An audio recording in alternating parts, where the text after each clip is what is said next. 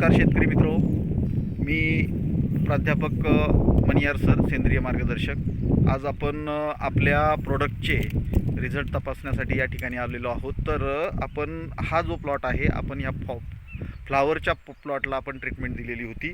तर ज्यांना ट्रीटमेंट दिली होती त्यांच्याशी आपण त्यांचा अनुभव विचारूया की आपल्या सेंद्रिय ट्रीटमेंटचे काय बदल झाला. तर नमस्कार साहेब, आपलं नाव? राहुल अशोक पवार. काय आपण या आपल्या फ्लावरसाठी काय वापरलं आपण? बिल्डरॉक बिल्डर आणि हे सुपर ॲग्रो. ओके, म्हणजे क्रॉप बिल्डर टेक्नॉलॉजी.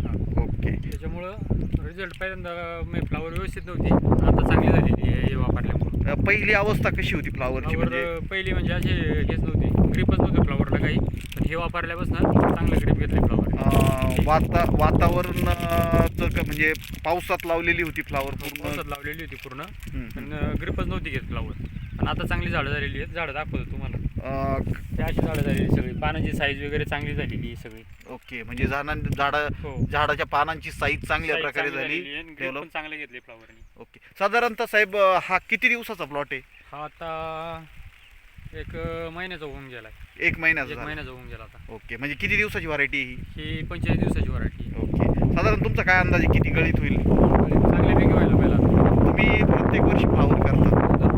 ओके, म्हणजे तुमचा हा पहिला अनुभव आणि या अनुभवात चांगला फरक वाटतो. चांगला फरक वाटतो. म्हणजे यावर्षी गळीत तुमचं चांगलं म्हणजे क्रॉप बिल्डर टेक्नॉलॉजीने तुम्हाला चांगले रिझल्ट दिले. चांगलं दिलं. ओके, तुम्ही या ट्रीटमेंटविषयी समाधानी आहात?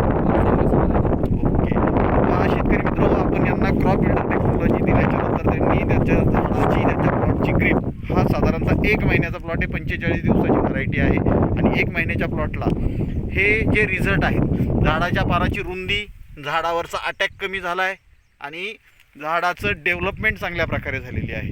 तर अशा प्रकारे त्या ठिकाणी हा प्लॉट प्रॉपर सेट झालेला आहे. तर आपल्यालाही अशाच प्रकारचं उत्पादनामध्ये आपली वाढ जर करायची असेल तर कृपया संपर्क करा 96 57 333 915 या क्रमांकावरती. आभारी आहोत.